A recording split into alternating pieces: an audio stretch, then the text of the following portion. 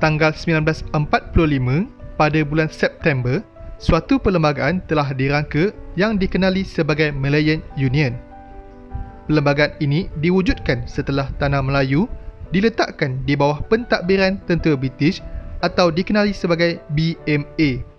Tanah Melayu telah dijadikan sebuah negara kesatuan dengan kuasa pemerintah disatukan secara berpusat. Raja-raja Melayu telah kehilangan kuasa dan kuasa kerajaan negeri telah diambil alih oleh kerajaan pusat. Pada bulan Oktober 1945, Sir Harold MacMichael dihantar ke Tanah Melayu untuk mendapatkan persetujuan Raja-Raja Melayu. Beliau ditugaskan untuk mengenal pasti Raja-Raja Melayu yang bekerjasama dengan pihak tentera Jepun.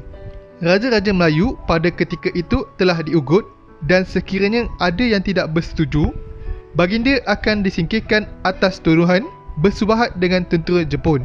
Dalam Perlembagaan Malayan Union, terdapat dua syarat, iaitu ciri-ciri perlembagaan dan hak kewarganegaraan.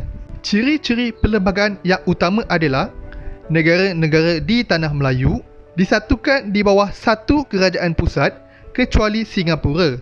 Hal ini dikatakan demikian kerana Singapura mempunyai Gubernur dan Majlis Mesyuarat tersendiri. Di hal yang berkaitan dengan perkhidmatan awam, Malayan Union diketuai oleh seorang Gubernur yang dibantu oleh Majlis Mesyuarat Kerja dan Majlis Perundingan Pesuruhjaya Negeri. Singapura juga tidak termasuk dalam Malayan Union. Majlis Mesyuarat Negeri terdiri daripada pegawai British dan dikekalkan untuk menguruskan hal ehwal kerajaan tempatan dan berada di bawah kawalan kerajaan pusat. Majlis Perundangan pula mempunyai bilangan ahli rasmi yang sama banyak dengan ahli yang tidak rasmi. Hal ini menyebabkan Gubernur diberi kuasa untuk meluluskan atau membatalkan sesuatu undang-undang. Perlembagaan Malayan Union memberi hak kewarganegaraan yang sama pada setiap rakyat tanpa mengira bangsa dan asal-usul. Hak yang diberikan ini termasuklah perkhidmatan awam dan hak untuk mengundi di dalam pilihan raya. Kaum bukan Melayu memperolehi hak kewarganegaraan yang longgar melalui prinsip jus soli. Prinsip jus soli ini diperkenalkan untuk menyeragamkan keadaan yang tidak konsisten yang berlaku di Tanah Melayu.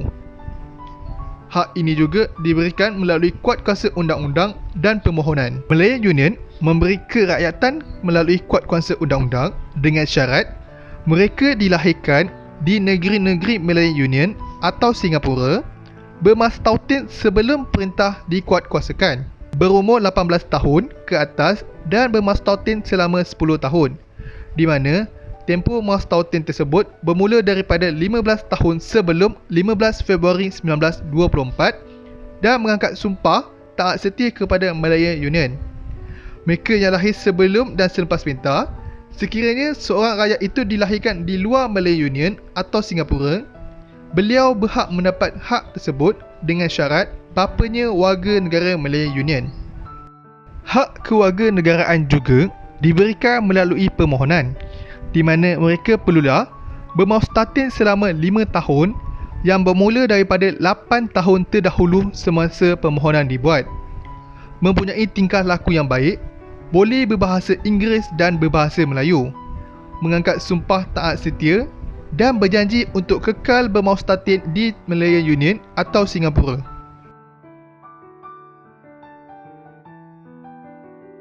Pertama kali aku lihat orang Melayu satu, tidak menghiraukan bahaya yang menunggu.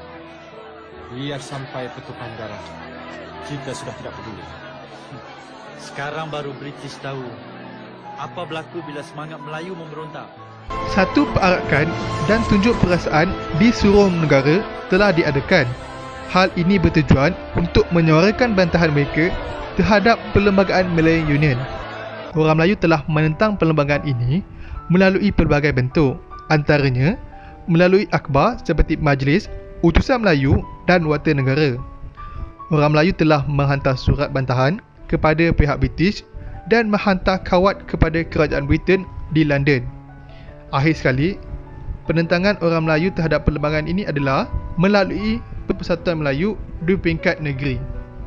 Pada 15 Disember 1945, Persatuan Melayu Kelantan telah menganjurkan satu tunjuk perasaan yang disertai oleh 10,000 orang semasa ketibaan McMichael. Seterusnya, seramai 50,000 orang telah melahirkan bantahan melalui tunjuk perasaan dan perarakan raksasa di Alustar pada bulan Januari 1946. Pada 1 April 1946, Malayan Union secara rasmi telah ditubuhkan dengan meletakkan Sir Edward John sebagai Governor General. Namun demikian, upacara tersebut telah dipulau oleh orang Melayu. Orang Melayu telah memulaukan semua majlis yang dianjurkan oleh pihak British dan berkabung selama 7 hari dengan melilit kain putih pada songkok. Kongres Melayu Semalaya kedua telah diadakan pada 11 Mei 1946 di Johor Bahru. Kongres ini telah menubuhkan satu persatuan iaitu UMNO dengan melantik Datuk Onn Jaafar sebagai Presiden Persatuan. Teruskan perjuangan. Beta sokong. Persatuan ini telah mendapat sokongan padu daripada orang Melayu dan raja-raja Melayu. Tapi Anwar Malik yang berikan. Saya hanya tambah nasi unal aja. Pegawai-pegawai yang pernah berkhidmat di Tanah Melayu juga menyokong bantahan tersebut. Mereka berpendapat bahawa perlembagaan tersebut adalah satu sistem pemerintahan yang hendak merampas hak dan kedaulatan raja-raja Melayu.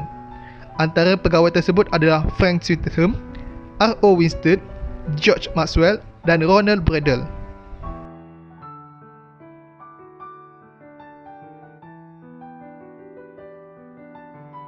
Sebab-sebab berlakunya penentangan tersebut adalah perlembagaan. Perlembagaan Negeri-Negeri Melayu menyatakan bahawa keputusan yang dibuat oleh Raja-Raja Melayu perlulah berunding terlebih dahulu dengan pembesar. Hal ini telah menimbulkan penentangan daripada UMNO kerana keputusan yang dibuat adalah tidak sah dan tidak mematuhi perlembagaan. Seterusnya K iaitu kelakuan. Sir Harold McMichael dikatakan mempunyai kelakuan yang kasar. Beliau tidak mempunyai pengalaman mengenai Tanah Melayu dan tiada pengetahuan tentang adat rasam di Tanah Melayu serta tidak boleh berbahasa Melayu. P yang seterusnya adalah perlindungan, di mana Raja-Raja Melayu berperanan sebagai pelindung kepada hak dan keistimewaan orang Melayu. Namun, apabila wujudnya Perlembagaan Malayan Union, orang Melayu berpendapat bahawa Raja-Raja Melayu sudah kehilangan kedaulatan dan kuasa politik pada masa akan datang. Akhir sekali adalah penawaran, di mana penawaran hak kewarganegaraan yang diberikan kepada kaum bukan Melayu adalah longgar. Hal tersebut telah mencetuskan penentangan orang Melayu terhadap Perlembagaan Malayan Union. Ini menyebabkan orang pribumi rasa terancam akan kedudukan politik yang mereka miliki. Perlembagaan Malayan Union tersebut tidak mendapat sokongan daripada Raja-Raja Melayu dan orang-orang Melayu. Akhirnya, suatu perjumpaan di antara pihak British yang diketuai Sir Edward John dengan pembesar Melayu serta pemimpin-pemimpin UMNO yang diketuai oleh Datuk Onn Jaafar telah diadakan. Perjumpaan tersebut telah menggubal satu perlembagaan baru untuk mewujudkan sebuah persekutuan demi menjaga hak keistimewaan dan ketuanan orang Melayu di Tanah Melayu. Hasrat itu akhirnya tercapai apabila Kerajaan Persekutuan Tanah Melayu dibentuk pada tahun 1948 bagi menggantikan Malayan Union pada tahun 1946.